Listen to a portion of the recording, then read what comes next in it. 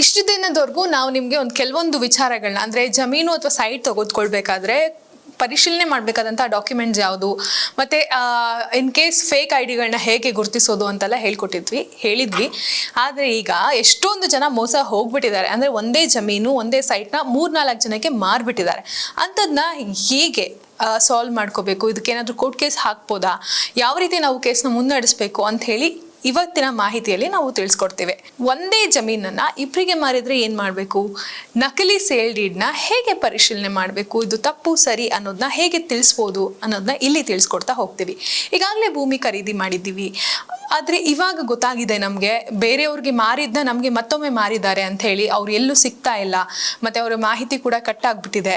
ಹೇಗಿದೆನ ನಾವು ಪರಿಶೀಲನೆ ಮಾಡಬೇಕು, ಹೇಗೆ ನಾವು ಮೋಸ ಹೋಗಿರೋದನ್ನ ತಿಳ್ಕೊಳ್ಬೇಕು, ಮೋಸ ಹೋಗಿದ್ದೀವಿ ಅಂತ ಗೊತ್ತಾಗಿದ ತಕ್ಷಣ ಯಾವ ರೀತಿಯ ಕ್ರಮವನ್ನು ನಾವು ತೆಗೆದುಕೊಳ್ಬೇಕು ಅಂತ ಹೇಳಿ ಈ ಒಂದು ವಿಡಿಯೋ ಮುಖಾಂತರ ನಿಮಗೆ ತಿಳಿಸ್ತಾ ಹೋಗ್ತೀನಿ. ವಿಡಿಯೋನ ತಪ್ಪದೇ ಮಿಸ್ ಮಾಡದೆ ನೋಡಿ. ಒಂದೇ ಸೈಟು ಅಥವಾ ಜಮೀನನ್ನ ಇಬ್ಬರಿಗೆ ಮಾರಿದ್ರೆ ಅದು ದೊಡ್ಡ ಅಫೆನ್ಸ್ ಆಗ್ತಾ ಹೋಗುತ್ತೆ. ಮೊದಲನೇದಾಗಿ ನೀವು ಎಲ್ಲ ದಾಖಲೆಗಳನ್ನ, ಅಂದರೆ ಮೊದಲೇ ನಾನು ತಿಳಿಸಿದ ಹಾಗೆ ನಿಮಗೆ ಸೇಲ್ ಡೀಡ್ ಆಗಿರ್ಬೋದು, EC ಆಗಿರ್ಬೋದು, ಖಾತೆ, ಹಣಕಾಸಿನ ಹಣ ಪಾವತಿಸಿದ ದಾಖಲೆಗಳು, ಮಾರಾಟಗಾರನ ಜೊತೆಗಿನ ಸಂಬಂಧ, ಇವೆಲ್ಲವನ್ನು ಸುರಕ್ಷಿತವಾಗಿ ಇಟ್ಕೊಳ್ಬೇಕು. ಈ ಸೇಲ್ ಡೀಡ್ ಅಂದ್ರೆ ಏನು, EC ಅಂದ್ರೆ ಏನು, ಇದು ಆಲ್ರೆಡಿ ನಾನು ನಿಮಗೆ ಪ್ರೀವಿಯಸ್ ವಿಡಿಯೋದಲ್ಲಿ ಹೇಳಿದ್ದೀನಿ. ಇನ್ ಕೇಸ್ ಇದೇನಾದ್ರೂ ಫಸ್ಟ್ ನೋಡ್ತಿದ್ದೀರಾ ಅಂತ ಹೇಳಿದ್ರೆ ಆ ಪ್ರೀವಿಯಸ್ ವಿಡಿಯೋನ ನೀವು ನೋಡ್ಬೋದು. ನೋಡ್ತಾ ಇದೇನು EC ಅಂದ್ರೆ ಏನು, ಡಾಕ್ಯುಮೆಂಟ್ಸ್ಗಳೇನು ಅನ್ನೋ ಮಾಹಿತಿ ನಿಮಗೆ ತಿಳಿತಾ ಹೋಗುತ್ತೆ. ಈ ಎಲ್ಲವನ್ನ ಸುರಕ್ಷಿತವಾಗಿ ಇಟ್ಕೊಳ್ಬೇಕು. ಇದು ಹೆಂಗು ಮೋಸ ಆಗೋಯ್ತಲ್ಲ ಅಂತ ಹೇಳಿ ಡಾಕ್ಯುಮೆಂಟ್ಸ್ ಕಳೆದ್ರೋ ನಿಮ್ಗೆ ಯಾವತ್ತೂ ಆ ದುಡ್ಡು ರಿಟರ್ನ್ ಬರೋದಿಲ್ಲ. ಅದನ್ನ ನೆನ್ಪಿಟ್ಕೊಳ್ಳಿ. ಒಂದೇ ಒಂದು ಅವ್ರು ಇನ್ ಕೇಸ್ ನಿಮ್ ಅಪ್ಪಿ ನಿಮ್ಗೆ ಏನಾದ್ರು ಫೋನಲ್ಲಿ ಮೆಸೇಜ್ ಮಾಡಿದ್ರು, ಟೆಕ್ಸ್ಟ್ ಮಾಡಿದ್ರು, ಅಥವಾ ನೀವು ಆನ್ಲೈನ್ ಪೇಮೆಂಟ್ ಮಾಡಿದ್ರು ಅಂದ್ರು ಅದ್ರದ್ದು ಸ್ಕ್ರೀನ್ ಶಾಟ್ ಇಟ್ಕೊಳ್ಳಿ. ಅದು ತುಂಬಾ ಮೋಸ್ಟ್ ಇಂಪಾರ್ಟೆಂಟ್ ಆಗುತ್ತೆ ಈ ಕೇಸ್ಗಳಲ್ಲಿ. ಎರಡನೇ ಹಂತದಲ್ಲಿ ಪೊಲೀಸ್ ಠಾಣೆಗೆ ಹೋಗಿ ಮೋಸದ ಮತ್ತೆ ದಾಖಲೆಗಳ ವಸೂಲಿ ಹಾಗೆ ವಂಚನೆ ಸಂಬಂಧಿಸಿದಂತಹ ಪ್ರಕರಣಗಳಿಗೆ ದೂರು ದಾಖಲಿಸೋದು ತುಂಬಾ ಇಂಪಾರ್ಟೆಂಟ್ ಆಗಿರುತ್ತೆ. ಯಾಕಂದ್ರೆ ನಿಮ್ಗೆ ಮೋಸ ಹೋಗಿದ್ದೀವಿ ಅಂತ ಗೊತ್ತಾಗಿದ ತಕ್ಷಣ ಮೊದಲನೇ ಸ್ಟೆಪ್ FIR ದಾಖಲೆ ಮಾಡಬೇಕು. ಪೊಲೀಸ್ ಹೋಗಿ ನಾವು ಮೋಸ ಹೋಗಿದ್ದೀವಿ ಅಂತೇಳಿ ತಿಳಿಸ್ಬೇಕು. ನಂತರದ ಕೆಲಸ ಏನಂತ ಹೇಳಿದ್ರೆ ಸಿವಿಲ್ ಕೋರ್ಟ್ಗಳಲ್ಲಿ ಈ ಪ್ರಕರಣವನ್ನ ದಾಖಲಿಸಬೇಕು.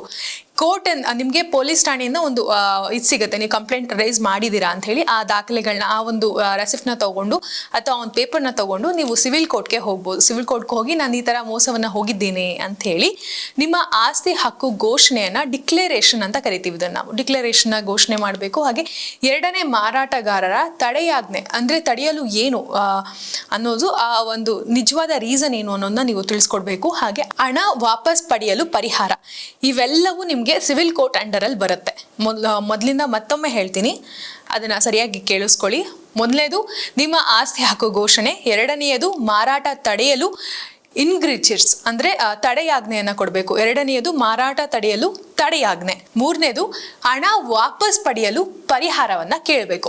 ಈ ಮೂರು ಇರುತ್ತೆ. ಇದನ್ನ ಸಿಟಿ ಸಿವಿಲ್ ಕೋರ್ಟ್ ಅಲ್ಲಿ ನೀವು ಯಾರೇ ಹೋದ್ರೂ ಅವರೇ ನಿಮ್ಗೆ ಬ್ರೀಫ್ ಆಗಿ ಕೊಡ್ತಾರೆ. ವಕೀಲರನ್ನ ಇಟ್ಕೊಂಡು ನಂತರ ಮುಂದುವರಿಬೇಕು. ಅದು ಮೋಸ್ಟ್ ಇಂಪಾರ್ಟೆಂಟ್ ಆಗಿರುತ್ತೆ. ಈ ಪ್ರಕ್ರಿಯೆಯಲ್ಲಿ ವಕೀಲರ ಮುಖಾಂತರ ಕೋರ್ಟ್ಗೆ ಅರ್ಜಿಯನ್ನ ಸಲ್ಲಿಸ್ತೀವಿ. ಅರ್ಜಿ ಸಲ್ಲಿಸಿದ ಮೇಲೆ ನಿಮ್ಮ ಅಪೋಸಿಟ್ ಏನಿರ್ತಾರೆ, ನಿಮ್ಗೆ ಯಾರು ಮೋಸ ಮಾಡಿದ್ದಾರೆ ಅವ್ರಿಗೆ ನೋಟಿಸ್ ಕಳಿಸ್ತಾರೆ. ನೋಟಿಸ್ ಕಳಿಸಿದ್ರು, 1-2-3 ನೋಟಿಸ್ ಕಳಿಸಿದ್ರು, ಅದು ಯಾವುದೇ ರೀತಿ ಪ್ರತಿಕ್ರಿಯೆ ಕೊಡ್ಲಿಲ್ಲ ಅಂತ ಹೇಳಿದ್ರೆ ಅವ್ರ ಮೇಲೆ ಸ್ಟ್ರಿಕ್ಟ್ ಆಕ್ಷನ್ ತಗೊಂಡು ಅವ್ರನ್ನ ಉಳುಕುವಂತಹ ಪ್ರಯತ್ನವನ್ನ ಸ್ವತಃ ಕೋರ್ಟ್ನವರೇ ಮಾಡ್ತಾರೆ. ಅದಾದ ನಂತರ ಪ್ರತಿವಾದಗಳು ನಡೆಯುತ್ತೆ. ಯಾರ್ದು ತಪ್ಪು ಯಾರ್ದು ಸರಿ ಅಂತ ಗೊತ್ತಾದ್ಮೇಲೆ ನಿಮ್ದು ದುಡ್ಡು ಎಲ್ಲೂ ಹೋಗಲ್ಲ, ಮತ್ತೆ ರಿಫಂಡ್ ಆಗುತ್ತೆ. ಇದಕ್ಕೆ ಮುಖ್ಯವಾದಂತಹ ಗಮನವಿಟ್ಕೊಳ್ಬೇಕಾದಂತಹ ವಿಷಯ ಏನಂತ ಹೇಳಿದ್ರೆ, ನಿಮ್ಗೆ ಮೋಸ ಹೋಗಿದ್ದೀವಿ ಅಂತ ಗೊತ್ತಾಗಿದ ಕ್ಷಣನೇ ನೀವು ಕಂಪ್ಲೇಂಟ್ ರೈಸ್ ಮಾಡಬೇಕು. ಇನ್ ಕೇಸ್ ಹೋಗ್ಲಿ ಬಿಡು ಏನು ಹತ್ತು ಕರೆದು ಕೂತ್ಕೊಂಡ್ರೆ ದುಡ್ಡಂತೂ ಬರೋದಿಲ್ಲ, ತಕ್ಷಣ ಆಕ್ಷನ್ ತಗೊಳ್ಬೇಕು. ಇಲ್ಲ ಅಂತ ಹೇಳಿದ್ರೆ ನಿಮ್ ದುಡ್ಡು ಮಾಯ ಆಗ್ಬಿಡುತ್ತೆ. ಯಾಕಂದ್ರೆ ಎಷ್ಟು ಕ್ವಿಕ್ ಆಕ್ಷನ್ಸ್ ಇರುತ್ತೋ ಅಷ್ಟೇ ರಿಯಾಕ್ಷನ್ಸ್ ಕೂಡ ಇರುತ್ತೆ. ಅದನ್ನ ಮರಿದೆ ಎಲ್ಲರೂ ಪ್ರಿಕಾಷನ್ಸ್ ಆಗಿ ತಗೊಳ್ಬೇಕು. ಹಾಗೆ ಇದಕ್ಕೆ ಫೀಸ್ ಎಷ್ಟು ಏನು ಅಂತ ಕೇಳ್ತೀರಾ, ಆದ್ರೆ ಬಟ್ ಇದಕ್ಕೆ ಫೀಸು ಇಂಥದ್ದೇ ಅಂತ ಹೇಳೋದಕ್ಕಾಗಲ್ಲ. ಅದು ರಾಜ್ಯದ ನಿಯಮಗಳ ಮೇಲೆ, ಮತ್ತೆ ನೀವು ಯಾವ ರೀತಿಯ ಪರಿಹಾರಗಳನ್ನ ತೆಗೆದುಕೊಳ್ತಿದ್ದೀರಾ, ನಿಮ್ಮ ಸೈಟ್ ಎಷ್ಟು ಬಾಳಿಕೆ ಬರುತ್ತೆ, ಇದೆಲ್ಲದ್ರ ಮೇಲೂ ನಿಂತಿರುತ್ತೆ, ಅವಲಂಬಿತ ಆಗಿರುತ್ತೆ. ಅದನ್ನ ನೋಡ್ಕೊಂಡು ಆ ದುಡ್ಡು ಏನಿದೆ ಅದನ್ನ ಡಿಕ್ಲರೇಷನ್ ಮಾಡ್ತಾರೆ. ಆಮೇಲೆ ಇಂಥದ್ದೇ ಫೀಸ್ ಅಂತ ಇರುತ್ತೆ, ಅದನ್ನ ನೀವು ಕೊಡ್ಬೇಕಾಗುತ್ತೆ. ನಾವು ಇಷ್ಟೇ ಪ್ರಕರಣದಲ್ಲಿ ಇಷ್ಟೇ ಫೀಸ್ ಕೊಡಬಹುದು ಅಂತ ನಾವು ಹೇಳೋದಕ್ಕಾಗಲ್ಲ, ಪ್ರಿಟೆಂಡ್ ಮಾಡೋದಕ್ಕಾಗೋದಿಲ್ಲ. ಅದಕ್ಕೋಸ್ಕರ ಮುಂಚಿತವಾಗಿ ನೀವು ಜಮೀನು ನಾವು ಮೋಸ ಹೋಗಿದ್ವಿ ಅಂತ ಗೊತ್ತಾಗಿದ ತಕ್ಷಣ ನಿಮ್ಗೆ ಫಸ್ಟ್ ರಿಯಾಕ್ಷನ್ ಹೇಗಿರ್ಬೇಕು ಅಂದ್ರೆ, ಫಸ್ಟ್ ಪೊಲೀಸ್ ಸ್ಟೇಷನ್ಗೆ ಹೋಗ್ಬೇಕು, ನೀವೆಲ್ಲ ದಾಖಲೆಗಳನ್ನ ಸಬ್ಮಿಟ್ ಮಾಡಬೇಕು. ನೆಕ್ಸ್ಟ್ ಹೋಗ್ಬೇಕಾಗಿರುತ್ತೆ ಸಿಟಿ ಸಿವಿಲ್ ಕೋರ್ಟ್ಗೆ. ವಕೀಲರ ಹತ್ರ ಹೋದ್ರೆ, ಲಾಯರ್ಗಳ ಹತ್ರ ಹೋದ್ರೆ ನಿಮ್ಗೆ ಬ್ರೀಫ್ ನೋಟ್ ಕೊಡ್ತಾರೆ, ಏನ್ ಮಾಡ್ಬೇಕು ಏನ್ ಮಾಡಬಾರ್ದು ಅಂತ ಹೇಳಿ. ನಿಮ್ಗೆ ಈಸಿಯಾಗಿ ನಿಮ್ಮ ಮೋಸ ಹೋದಂತಹ ದುಡ್ಡು ರಿಟರ್ನ್ ಆಗುತ್ತೆ. ಯಾಕಂತ ಹೇಳಿದ್ರೆ ಅಷ್ಟು ವರ್ಷಗಳಿಂದ ನಿಮ್ಮ ಕನಸನ್ನು ಹಾಳು ಮಾಡ್ಕೊಂಡ್ಬೇಡಿ. ಸಮಯೋಚಿತವಾಗಿ ಅಂದರೆ 1 ತಿಂಗಳು ಬೇಕಾದ್ರೆ ಟೈಮ್ ತಗೊಳ್ಳಿ, ನಂತರ ಬೈ ಮಾಡಿ. ಇಲ್ಲ ಅಂತ ಹೇಳಿದ್ರೆ ಈ ಥರ ಮೋಸ ಹೋಗುವಂಥವ್ರು ನೆಕ್ಸ್ಟ್ ನೀವೇ ಆಗಿರ್ತೀರ. ಹುಷಾರಾಗಿರಿ. ಧನ್ಯವಾದ.